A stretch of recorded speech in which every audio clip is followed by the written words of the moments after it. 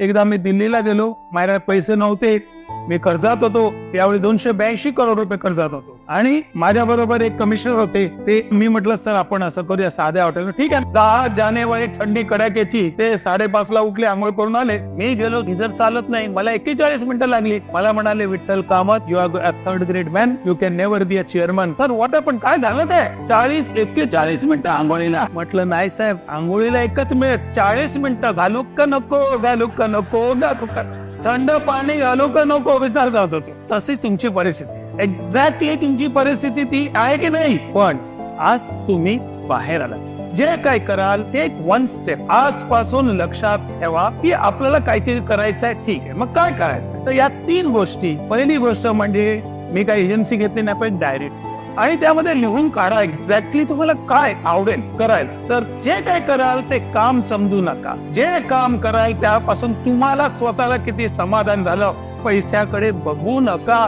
पैसे मागे येतच जातात, तसं पैसे येत राहतात.